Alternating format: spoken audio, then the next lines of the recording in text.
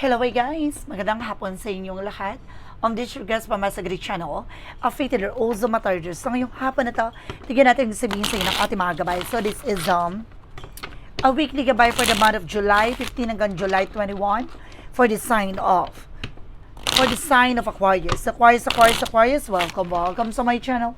Ano kayang messages, advices, and spirit guides ang ating masasagap for today's video? Kanino kayang energy or kaganapan sa buhay ng mga Aquarius ang ating mga hagilap. So guys, this reading is a general reading namang hindi lahat makaka-resonate. Kunin lamang po makaka-relate sa inyo. And comment down below kung kaninong energy ang ating nasagap. Because don't forget to like and subscribe my channel and hit the notification bell for more videos. Update kasi maraming salamat po sa mga walang sawang pagsuporta sa aking channel, lalo-lalo na ang skip ng ads away pagpalaing kayo ng Diyos at may kapalisiksik digdig na gumapaw na biyayang manang balik sa inyo. So let's see guys, what is the messages, advices sa inyo ng ating angel spirit for the sign of Scorpio, for the sign of Aquarius. Sorry. So let's see and watch this. Aquarius. Let's see what is the messages sa inyo ng ating angel spirit. So there's a Six of Wands. Wow, there's a victory. You're on the spotlight. Na maraming nakatingin sa'yo, maraming nakasubaybay sa'yo. Or some of you guys know, influencer, kilala sa politiko, or either maaaring artista ka, na maaaring sinusubaybayan ng nino man na nakararami. And there's another Wands, no? Matuto tayong maging mahinahon, no? Sa lahat ng bagay na gusto nating gawin. No, kumalma ka, huwag kang pupunta sa kung saan lugar. Meron ako na sense dito ha, una pa lang yan. May nakita na tayo na maaring bundok, na meron kang pupuntahan na beach, no? Mag-ingat po kayo kasi there's a possible na madisgrasya kayo dyan. Maging maingat po, no? Huwag kayong padadala ng tensyon. Lalo-lalo na kapag nakainom po. Umiwas po. There's a death card. See? May lumabas na death card dito. Maring there's something ending and a new beginning. Mag-ingat lang po tayo. Maring may mga bagay na matatapos at maring may magsimulang muli. Additional messages. And there's a Six of Pentacles na magtutuloy-tuloy na lang about sa finances. Magiging maganda na daloy ng iyong pagkakaperahan. Additional, there's a page of surveying curiosity. So, kailangan mabusisi ka. Kailangan alamin mo lahat, gamayan mo lahat. Kailangan handa kang matuto. Now, there's a spying looking, watching at you. Marami rin nagsusubaybay sa'yo. And there's something, the Hermit card, the answer you need is here. So, binibigyan ka na ng kasagutan sa mga katanungan mo. Marami kang tanong na maaaring unti-unti nang ilantad at ilahad sa'yo. Ano man yung bagay na kailangan mo malaman. What is the Six of Wands? Represent guys with a tower moment for a major changes. So some of you guys, no, unti-unti talaga magbabago ang situations mo. Unti-unti talagang mag-iiba. Maring nakikita kanila na nakangiti, na maayos, pero deep inside guys, no, durug na durug ka. No, meron kang mga nararamdaman o hinihinaing, no, na gusto mong ilabas. What is the Knight of Wands? Represent with a justice card. Huwag ka mag-alala, there's something a justice will be served. Makukuha mo yung justisyang kanararapat para sa'yo. There's something a balance. So there's a death card. Represent with a Three of Pentacles. Collaborations. No, kailangan mo na tapusin yung pakikipag-communicate sa mga taong sumira at talagang niyura ka ng yung buong pagkatao. Parang ganun. No? Meron dito sa ide guys na parang binabash ka or parang sinisiraan ka. What is the Six of Pentacles? Represent with the Knight of Cups. Maraming offer na paparating. There's a proposal for motions na paparating sa iyo na magtutuloy-tuloy na ang pagkakaperahan mo. May malalaking offer na paparating. And there's something that for lesson learned. Matuto ka na, no, sa mga pinagdaanan mo, sa mga naranasan mo. No, wag ka na ulit padadala ng tensyon. What is the Hermit card? Represent with the Knight of Wands. Konting tiyaga na lang. No, mas makukuha mo na ang matagal mo nang inaasam. No, matagal mo nang gustong makuha. What is the Six of Wands across the Tower moment? Represent with a Wheel of Fortune. There's something good luck. There's a turning back. Na may swerte talaga. No, na maaaring ilatag sa'yo. Na maaaring ito na iikot ang kapalaran mo. there is something na paglago. You have a potential for abundance. Na may potential ka. There is something a good karma. May maganda talagang kalalabasan dito, guys. Na magiging maganda na ang kapalaran mo at ikot ng eksena mo. And there's a 5-1. Ito yung sabi ko, di ba? Mag-ingat ka for collaborations, for connections, dahil meron talagang kumakalaban at nagbibigay komplikasyon. Meron talagang naninira sa'yo. No? Most of all, guys, yung mga nakakausap mo pa ay maaaring sumisira sa'yo yung pinagkakatiwalaan mo. Mag-ingat ka. It's either friends or family related or either environment or co-workers. And there's the word card represents something trouble. Magtutuloy-tuloy talagang finances na yun. Some of you, makakabili ka ng bahay, no, sa ibang lugar at makakalipat ka na ng bahay at magtutuloy-tuloy na raw sa yung perang dadapo, no, yung dadaloy. So let's see what is the additional messages. Represent with the 2 of Wands. You have the power to choose. Piliin mo lang yung mga taong pagkakatiwalaan mo, matuto ka na, no? Maraming talaga nakasubaybay sa'yo, maraming nakatingin sa'yo, maraming inggitera, plastikada, pakilamera. And there's an ace of swords with a breakthrough. Ay, kilala mo na. No, natumbok mo na. Tumbok sa tumbok talaga. No, nakilala mo na kung sino tong tao na to na maaaring sumisira sa'yo. For the outcome, so there's a Hangman. Baguhin mo na yung perspective mo. Baguhin mo na yung pananaw mo. No, wag nang, kumbaga kung ano naman yung mga bagay na nagbigay komplikasyon, wag ka nang magpauto ulit, no? Maging practical at maging mature ka how to protect your finances. Know yourself. No, there's a Ten of Pentacles, magkakaroon ka ng long-term and financial security na kahit na sino hindi makakasira nito, hindi mabubuwag, magkakaroon ka ng long-term and financial windfall. And there's a Ten of Wands, no? Matatapos na yung burden, mga bigat, mga pasakit, pasani, matatapos na yan. Na makinig ka sa intuitions mo. Na kailangan mo ng pahinga, nag-overfatigue ka. Some of you sa madaling araw, nilalamig ka ng some of nowhere. No, there's something the Emperor, just being mature enough and being grounded. Maging mature ka sa lahat ng bagay na iisipin mo, sa lahat ng bagay na gagawin mo. And there's something the power of the deck with the King of Swords, stop the pattern. Putulin mo na yung mga makakasira or mga bagay na nakasira sa buhay mo, sa sitwasyon mo. So let's see what is additional messages for finances and career, love life at kalusugan. Let's watch this. So let's see, pagdating naman tayo sa finances and career. Shuffle muna tayong bare life. For finances and career, so there's the Ten of Swords, sabotage. Na meron talaga sumasabotahe sa'yo. Meron talaga tumatrader sa'yo. Meron talaga naninira sa'yo. Meron talagang gusto kang pabagsakin. See, ang laki ng inggit sa'yo at sa pamilya mo at sa buhay mo. No, parang gusto ka nito i-replace. No, agawin, ano man yung bagay na meron ka. And there's a Eight of Cups. Kailangan mong makawala at makalayo dyan sa tao na yan. Kailangan mong dumistansya at i-let go. No, pinagkakatiwalaan mo to eh. No, kailangan mo na siyang alisin sa buhay mo. No, sa situations mo. See, there is a toxic and negativities around you. There is a lot of negative, oh. Puro negative yan. No? Kumbaga, ang finances mo or your resource of income mo, siya nagbibigay pabigat. No, there's something the King of Wands. Look at the bigger picture. Alam mo na na may instinct ka na pero hindi ka nagtitake ng action. And there's something the Empress card, no? Self-love, self-care. Mahalin mo talaga ang sarili mo dito. Na magkakaroon ka ng mga bagong blessings, kailangan mo na siyang i-let go. Kailangan mo na siyang pakawalan sa paligid mo sa buhay mo. Kailangan mo na siyang alisin.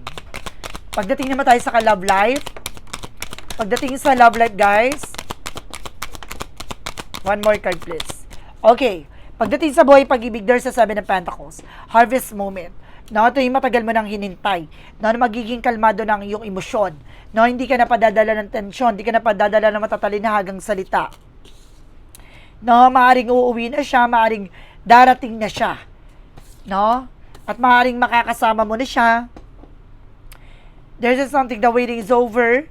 The King of Pentacles, basta maging practical at secure ka sa kung ano man yung bagay na meron ka. No, Strength card, lakasan mo loob mo, maging matapang at maging palaban ka dito. No, wala ba dapat takot at pag-aalinlangan. And this is something, the Six of Cups. There's something, a past person coming back. May babalik from the past or either may taong babalik, no, sa na hinihintay mo. No, matagal mo na siyang hinintay or matagal mo na siyang gustong bumalik. Babalik na siya. Pagdating naman tayo sa kalusugan.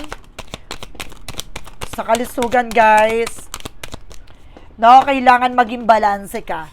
No, sa mga kinakain mo, sa mga iniinom mo, kung ayaw mong pagsisihan sa huli.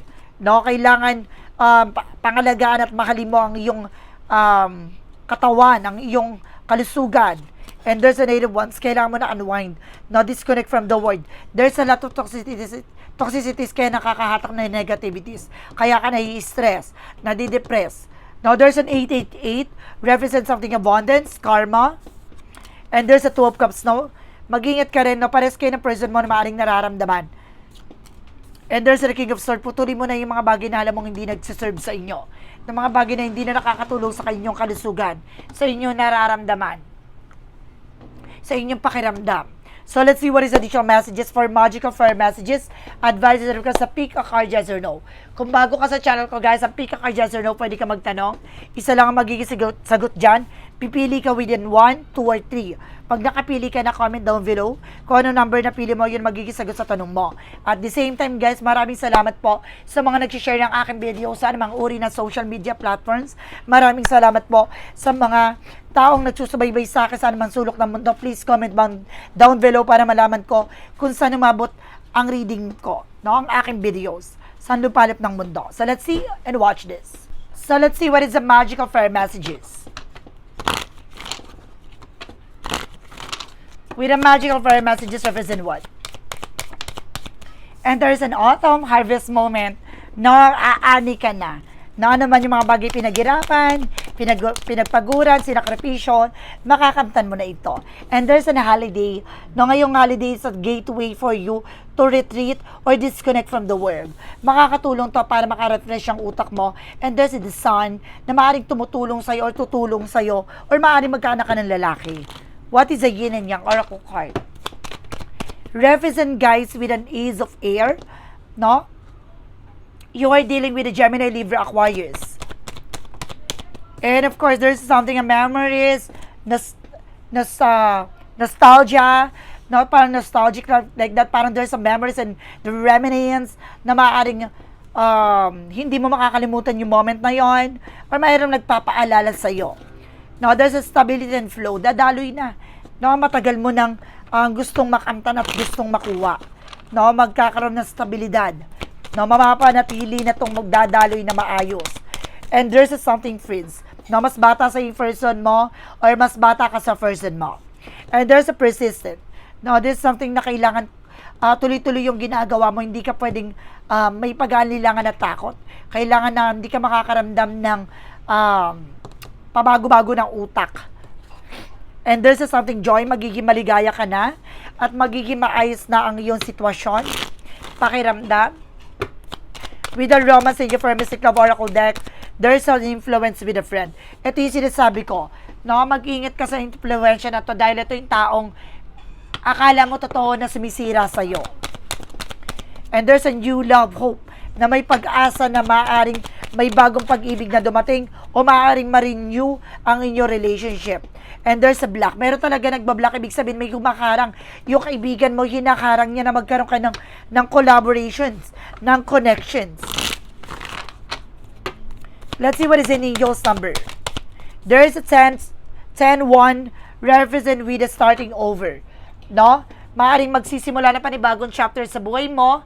Maaaring ito na yung panahon, pagkakataon para makapagsimula ka na muli. No?